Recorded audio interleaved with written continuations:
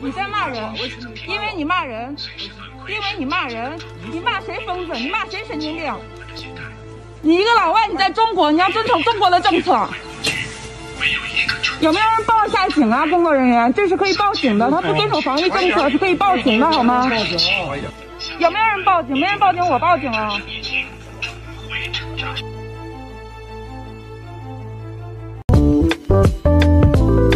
当老外看到中国抗疫后，对某些言论发出嘲讽，大喊这才是中国速度。Number one. It's proving once again to the world that once a global problem is created, with serenity faces any challenges that might put in risk the well-being of humanity and provides the right solutions. We are so grateful for teaching us such a lesson about solidarity, strength, and patience. I personally feel blessed by the teachings of China. Your example can only be an ecumenical inspiration for a better future. Number Qingdao, 12 cases, locally contracted, so it's a big worry. They don't really know exactly where it came from. So what does Qingdao do? They test 9 million of the Qingdao residents.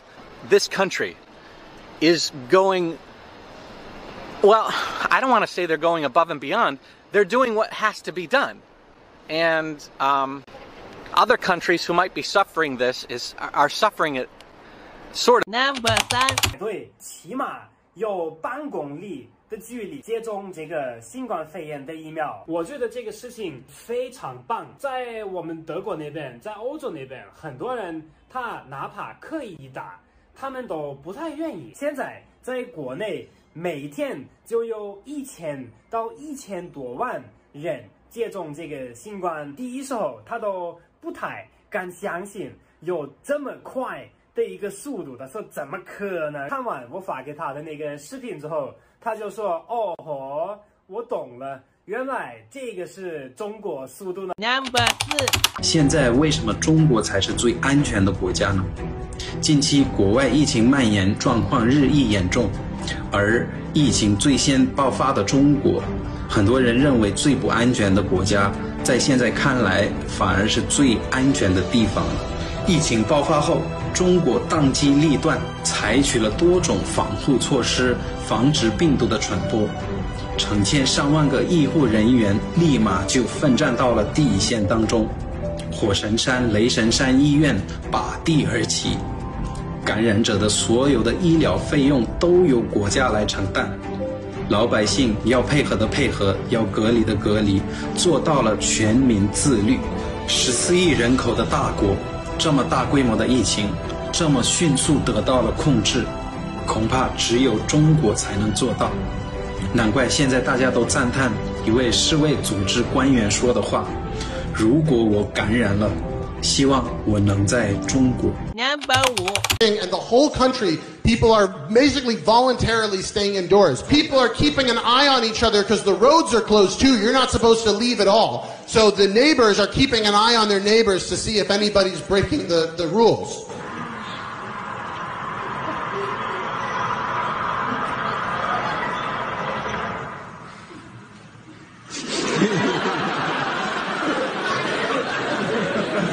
And so all the other towns have set up people that are stopping outsiders from coming in.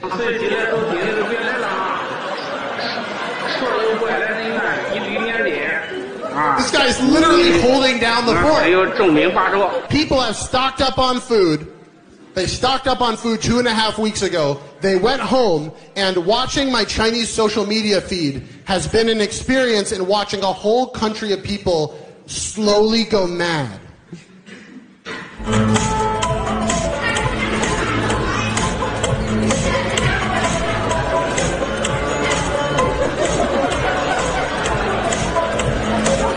They can't leave the house. They are incredibly bored.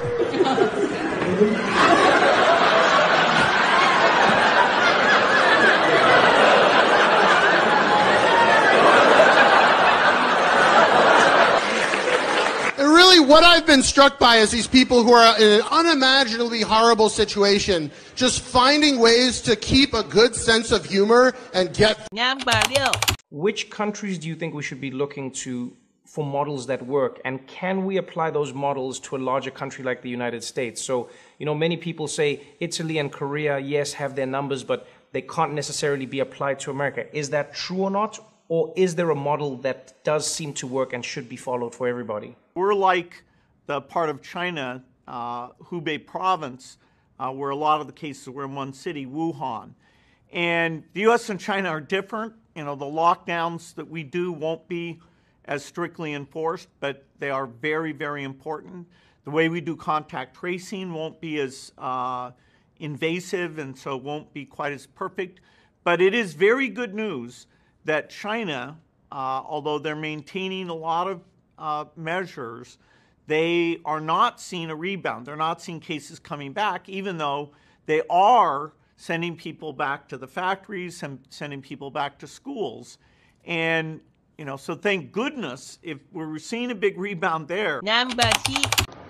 China is building a fortress against coronavirus, one that extends beyond its borders. Earlier this week, the Chinese government announced it would ban all foreigners from entering in 24 hours' time. We raced to get from Seoul in South Korea back home to Beijing. Your temperature has to be below 37 degrees to board, and they keep checking.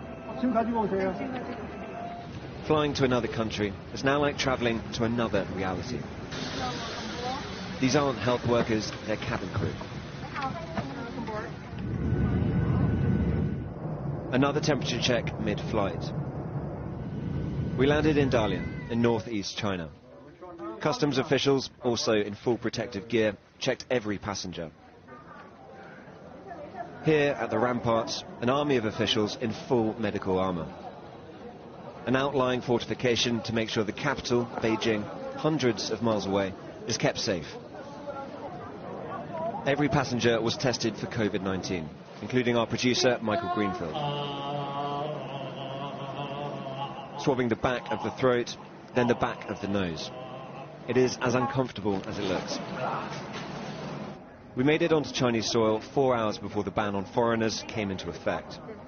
So we made it into China about 3 hours before the deadline for foreigners getting in. It's a pretty comprehensive process when you do arrive here. First on the plane there are checks, temperature checks, and then everyone goes off the plane, has a health interview, and then you're given a COVID test yourself, a swab in the back of the throat, up the nose.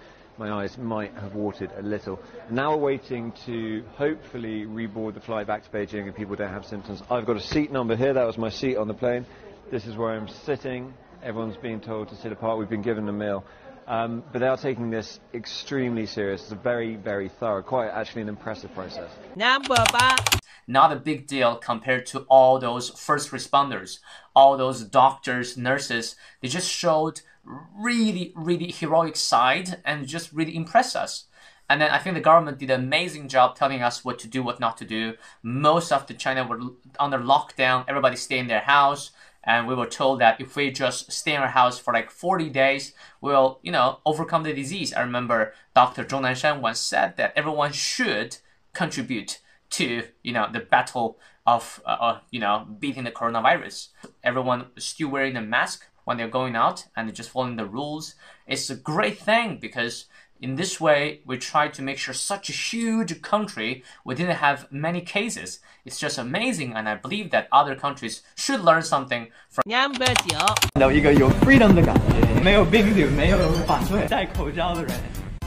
我们在机场还要做一次新冠检测，然后去酒店隔离14天。这是可能是全世界最 organized 的这个新冠疫情的，所有的新冠疫情在这里是全世界最 organized。就现在，如果你从别的国家到美国，你就是要给航空公司看看你的 PCR， 不是要给美国的海关看 PCR。然后你到美国没有人管你。拿了行李以后，我们去我们的隔离的酒店，每天来测2次体温。每个星期还要做1次核酸检测。总的来说，这次回中国，我真的会感觉到中国和美国在防疫上真的有很多区别。一直有美国人在网站说中国能控制疫情的新闻都是假的，这个疫情没有办法控制，那些美国 Number 1零。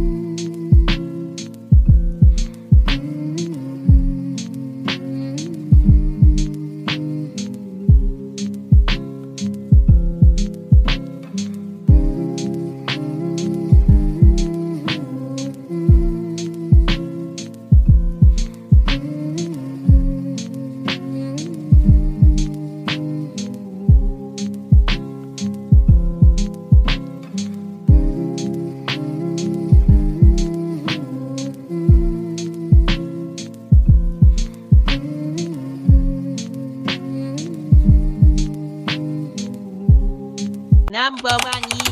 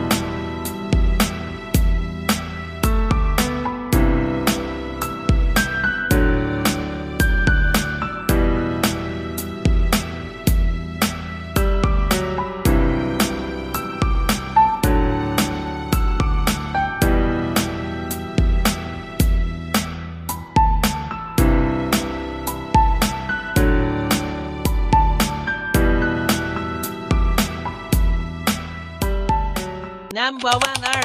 就不担心疫情这个问题了应该会担心吧，但是因为我们国家很强大，所以疫情稳定下来，所以人们也可以放心出游了，也会有防范意识，比如说戴口罩什么的。但是在通风的环境下，也是会摘下来放松一下。基本上不担心，因为现在这样全国好像疫情也基本是可以控制了。因为我觉得现在疫情好像不是特别严重的，爸妈挺担心的，然后但是其实没事情，但是在他们心里可能是觉得还蛮严重的，但我自己觉得就还好，就自己做好保护就好了。我们这边我觉得还好嘛，你看很多人不戴口罩也 OK 的呢。不过我是个人比较觉得还是安全要好一些，毕竟是国外的，想比如和我们和外面比，应该更了解一些，好吧 ？So our opinion. Actually, everything is fine. Yes. It feels pretty safe in general. Everything is open, so we just visit our gym, so everything is fine. Yeah. So Wear no. masks on subway. Yes, no new cases. Number 1 3。